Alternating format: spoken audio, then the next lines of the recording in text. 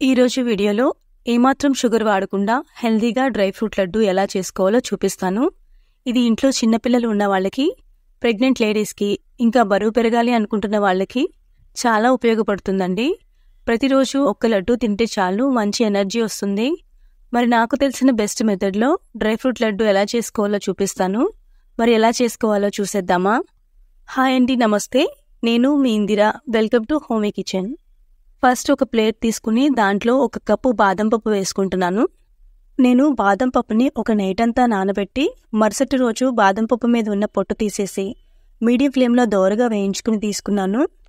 అలాగే 1 కప్ జీడిపప్పు, 1 కప్పు పిస్తా పప్పు, 1 కప్పు వేరుశనగ పప్పు, 1 కప్పు గుమ్మడికాయ గింజలు, 1 కప్పు వాల్నట్స్ తీసుకుంటున్నానండి. వీటన్నింటినీ ముందుగానే ప్యాన్లో వేసుకుని మీడియం ఫ్లేమ్లో దోరగా వేయించుకుని తీసుకున్నాను. డ్రై ఫ్రూట్ లడ్డు తినడం వల్ల చిన్నపిల్లలకి గొంతులో కఫం పట్టకుండా ఉండడం కోసం 1 స్పూన్ మిరియాలు కూడా వేసుకుంటున్నాను. ఈ డ్రై ఫ్రూట్ లడ్డూలో స్వీట్ యాడ్ చేయడం కోసం 1 కప్పు బెల్లం తురుము, అలాగే 1 కప్ ఖర్జూరం కూడా తీసుకుంటున్నాను. ఖర్జూరంలోని సీడ్స్ అన్నీ తీసేసి ఇలా తీసుకుంటున్నానండి. అలాగే దీంట్లోకి ఒక 50 గ్రామ్స్ నెయ్యి కూడా పడుతుంది.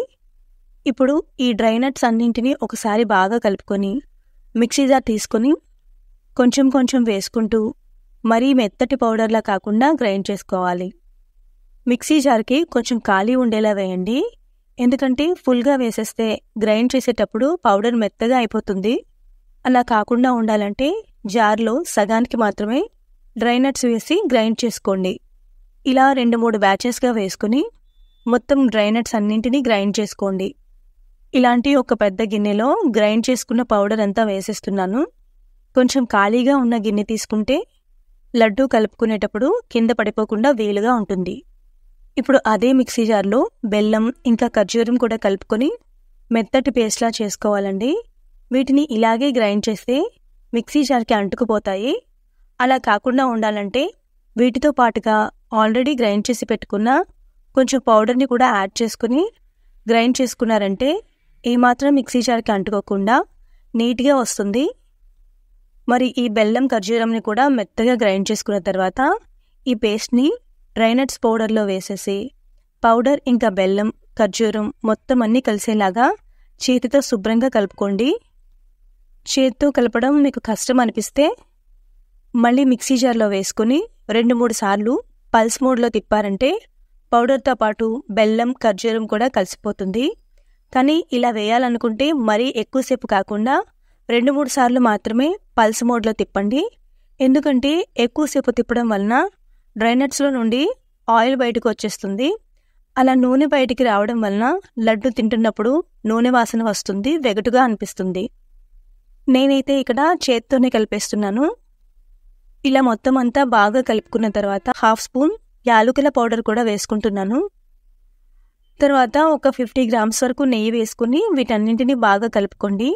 లడ్డు చుట్టడానికి వీలవుతుందో లేదో ఒకసారి చెక్ చేసుకుని ఇంకొంచెం నెయ్యి పడుతుంది అనిపిస్తే వేసుకోండి. నెయ్యి మరీ ఎక్కువగా వేసినా బాగోదండి, అందుకని ఎంత సరిపోతుందో చూసుకుని వేసుకోవాలి. ఇలా అన్నీ వేసుకున్న తర్వాత వీటన్నింటినీ ఒకసారి బాగా కలిపేసుకుని అరచేతిలోకి పిండిని తీసుకుని మీకు లడ్డు ఎంత సైజులో కావాలో ఆ సైజులో రౌండ్గా చుట్టుకోండి. అంతేనండి, డ్రై ఫ్రూట్ లడ్డు రెడీ అయిపోయింది. ఎన్నో పోషకాలతో కూడిన ఈ డ్రై ఫ్రూట్స్ని మనం మామూలుగా తినాలంటే తినలేం కదా. కాబట్టి ఇలా లడ్డు చేసుకుని పెట్టుకుంటే ప్రతిరోజు ఒక లడ్డు తింటే చాలండి, శరీరానికి చాలా శక్తి వస్తుంది. అలాగే ఇంట్లో చిన్నపిల్లలకి ప్రతిరోజు ఒక లడ్డు పెట్టి 1 గ్లాస్ పాలు తాగించారంటే ఆ రోజుకి కావాల్సిన ప్రోటీన్ మొత్తం అందుతుంది. ఇంకా నాన్ వెజ్ తినని వాళ్ళకి, ఎగ్ తినని వాళ్ళకి ఈ డ్రై ఫ్రూట్ లడ్డు మంచి ప్రోటీన్ సోర్స్ అవుతుంది. మరి ఈ మెథడ్ మీకు నచ్చితే మీరు కూడా ఈ మెథడ్లో ఒకసారి ట్రై చేసి చూడండి, పర్ఫెక్ట్గా వస్తుంది. అలాగే వీడియోకి లైక్ చేసి సబ్స్క్రైబ్ చేసుకోవడం మాత్రం మర్చిపోవద్దు. Thank you for watching.